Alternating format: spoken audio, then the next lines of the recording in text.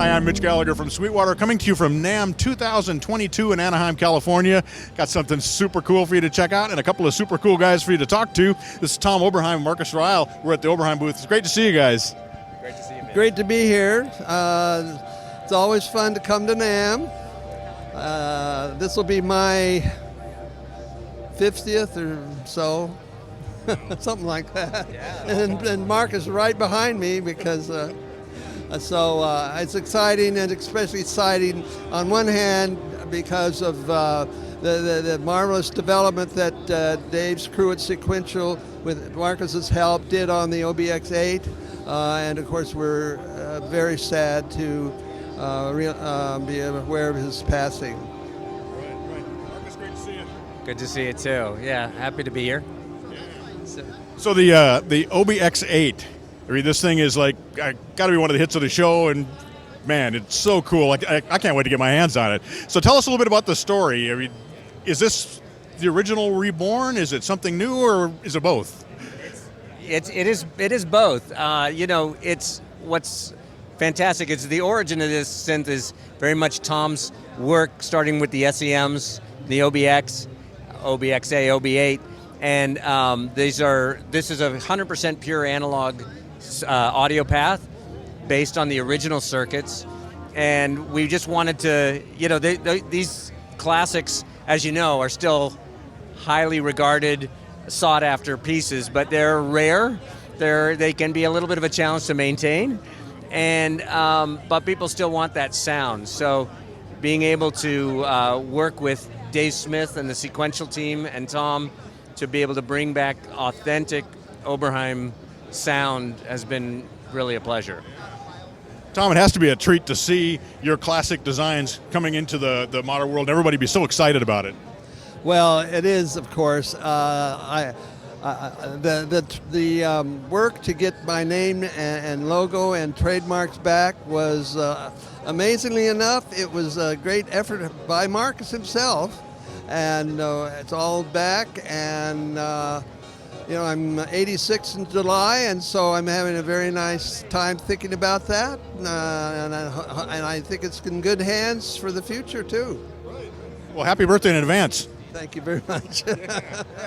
So what is different if someone is looking at getting the OB sound and things, and how have you brought it into the new millennium? Well, first of all, it is 100% of the features of all three instruments, the X, XA, and 8. But it's not that it has three modes. We actually made it so that you can select what features you want from which synth. So if you want to use the LFOs from the OB-8, but the envelopes from the OB-XA, but the filter from the OB-X, you can mix and match what you want. But by being 100% authentic, we include all of the factory patches from all of those synths, and even let you load old cassettes. If you still have a cassette player, you can load the original sounds right into it. But so the first thing that's new, of course, is being able to combine and create sounds you couldn't do before. But then there's a bunch of new features as well, like having, as basic as it sounds, level controls for the oscillators, which we only had on-off and half on the originals.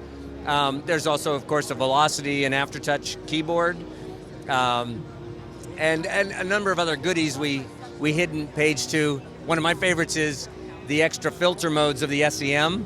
I mean, that great SEM sound of Tom's, being able to have not just the low pass, which was in the OB-X, but the high pass, band pass, and notch opens up a whole nother range of sounds you can do. So we're not going to get just the classic sounds. You can also do all kinds of new things with a synthesizer as well. And man, have the best of both worlds.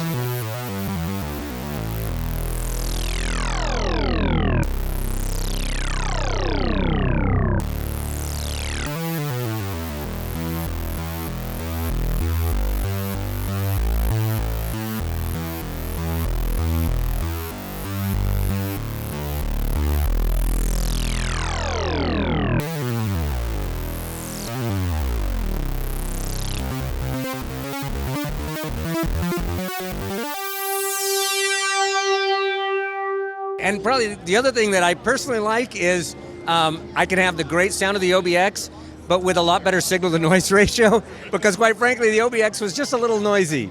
So that's a nice bonus you get. If you want the noise back to be authentic, you can always add that in with externally.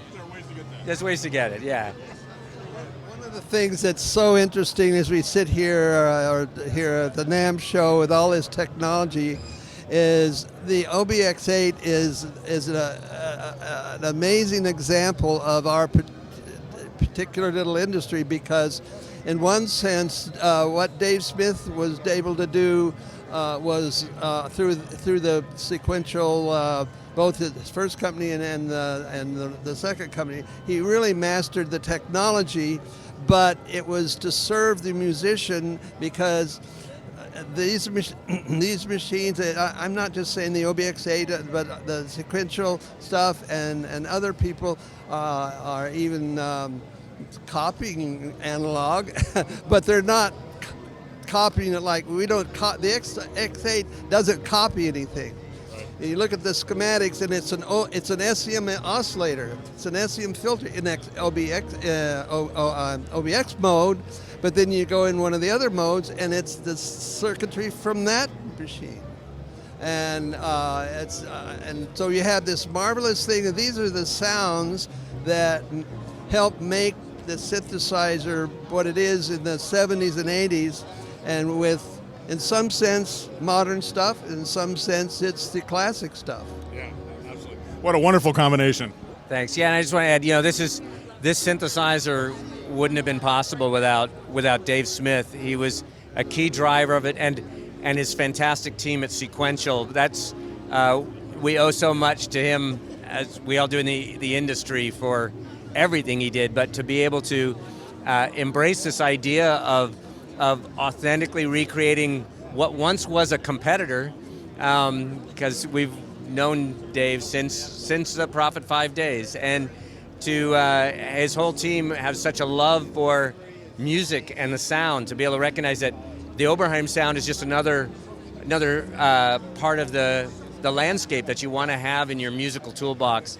And Dave did a wonderful job making this possible and bringing Oberheim back, and we're really grateful. It's an interesting thing to consider, the NAMM show, as we sit here today. Now, in the last few years, they've been getting 100,000 plus. But when Dave brought his prototype Prophet 5 to the NAMM show, it was in the basement of the Disneyland Hotel. We were there. I think we were there, and a few other synth companies were there. But those in the days of, well, what's a synthesizer? But here is NAMM show now, this big, and a lot of our synth industry started right there in the basement of the Disneyland Hotel. That was actually my very first NAMM show. I was 16 years old, and I managed to sneak in, and I saw the Prophet 5. And it was definitely a landmark moment for me, meeting Dave and seeing, what this future of synthesis could be was just mind-blowing. And then, had the good fortune just a couple years later to meet Tom, and him offering me a job. That was the chance of a lifetime to be a part of those glory years of Oberheim. So I'm very grateful to Dave and Tom and this industry for what's made possible for me. Absolutely. We're grateful to all three of you guys. Dave, Marcus, Tom. I mean, it's a fitting tribute to Dave as well, the instrument, but a tremendous tool for musicians. I've just been listening. We were outside the booth and hearing some of the sounds and things. I can't wait to play it. It's fantastic. So congratulations. It just sounds, it's like the old days, It's there's just no questioning what that is, that sound, or those sounds, I should say.